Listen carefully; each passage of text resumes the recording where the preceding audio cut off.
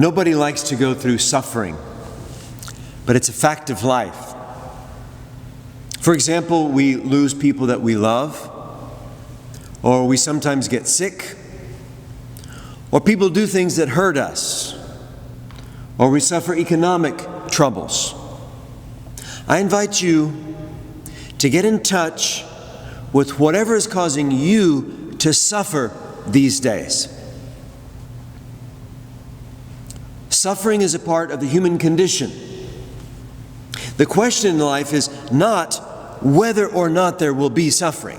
The question instead is what we will do with our suffering. And we're going to look at this question of suffering from three perspectives today. First of all, the Shunammite couple from the first reading. Secondly, the perspective on suffering from St. John Paul II. And third, you and your own perspective on suffering. So first of all, let's explore a little bit this Shunammite couple, which comes from the first reading, which is in the fourth chapter of the second book of Kings in the Old Testament. This couple really wanted to have a son, but they couldn't because they were sterile. And for them, their sterility as a couple brought a great amount of sadness and suffering. And in their suffering, they didn't just close up in a shell of bitterness. They didn't wallow in self-pity. Instead, they reached out to a stranger in need, and they gave the prophet Elisha food and hospitality. And because of their kindness and their consideration to a stranger, the prophet blessed them with the reward of finally being able to have a son. Now let's look at the perspective on suffering of St. John Paul II. He knew suffering very well. His mom died when he was just a little guy. And then as he went through his life growing up, and as through his adult years, he faced the challenges of dealing with the Nazis, the communists, with all sorts of challenges to his ministry. He got shot at close range, and then he went through the illness of Parkinson's disease. And in his last days before his death, he wrote a message for the sick people of the world. And in that he wrote, "Your suffering is not useless. It is, in fact, a precious thing."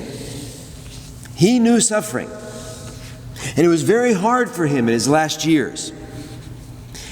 And in those last years of his life, when he was just struggling to keep it together, somebody asked him, "Oh, Holy Father, why don't you resign?"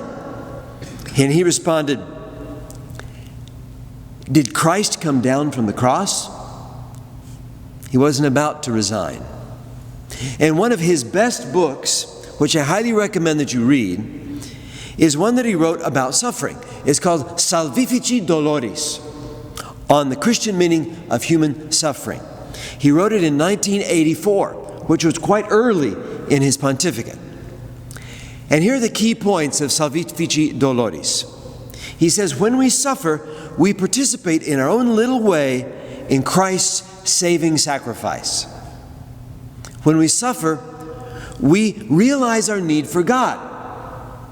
It helps us, and He helps us to carry our cross. He says that when we suffer, we grow in compassion by reaching out to other people who suffer. And when we suffer, we need to accept help from other people in our suffering. And finally, he says that whenever we unite our suffering to the cross of Christ, we become a source of strength for the church and for humanity. Salvifici Doloris, on the Christian meaning of human suffering, 1984. So according to St. John Paul II, our own suffering has meaning because of the suffering of Jesus Christ. He showed that suffering is a part of the human condition, and what we do with that suffering is at the core of the Christian faith. Now let's explore you and how you're going to deal with suffering in your own life, because we all have our share in human suffering. Remember that it's not God's job to get you through this life with no problems, no pain, and no hardship. It's not God's job to make sure that you're always rich and famous and comfortable and fully employed. God never promised you a rose garden. You are a follower of Jesus Christ. And in today's gospel from Matthew chapter 10, Jesus says, "Whoever does not take up his cross and follow me is not worthy of me." And then in today's second reading, Paul says in Romans chapter 6 that through our baptism we have died with Christ, and we are buried with him through baptism unto death. And because of that, we will live with him in newness of life. So Paul is teaching us that our baptism connects us with the cross and resurrection of Jesus Christ. And it's because of our baptism that our suffering becomes redemptive suffering. And we can therefore offer our pain and suffering as a sacrifice, joined with the sacrifice of Jesus Christ on the cross, for the spiritual good of others. That's a great privilege, and it comes because you and I are baptized into Christ. Now, we don't go looking for suffering, because life already has plenty of that. The question is, as believing Christians, what will we do with our suffering? Don't blame God, but actually lean on God. And let God walk with you through your pain. Accept your suffering in union with the cross of Jesus Christ. Let that suffering purify you. And let your suffering make you stronger and wiser, more patient and more holy. Allow your suffering to lead you to a greater spirit of detachment from the material things of this world, and to increase your desire for the joys of heaven. Because in heaven, there will be no more tears, no more sickness, no more suffering. Allow your suffering to transform you from being a superficial person to a deeper person.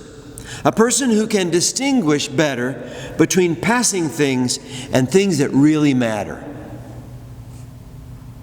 Choose, even in the midst of your hard times, to inject love into the situation of suffering. Remember the words of St. John of the Cross, "Where there is no love, put love, and you will find love." And let the suffering make you more compassionate with other people who go through hard times themselves. And you try to do whatever you can to help them out. So we've looked at suffering today from three perspectives. The perspective of that Shunammite couple from the second book of Kings, suffering from the perspective of St. John Paul II, and finally, you yourself. Our Catholic spiritual tradition helps us to make sense out of suffering. For us, suffering is not meaningless. In fact, it's deeply and powerfully meaningful. And the more we integrate that wisdom from our faith tradition, the better equipped we will be to handle the storms of life with grace and love.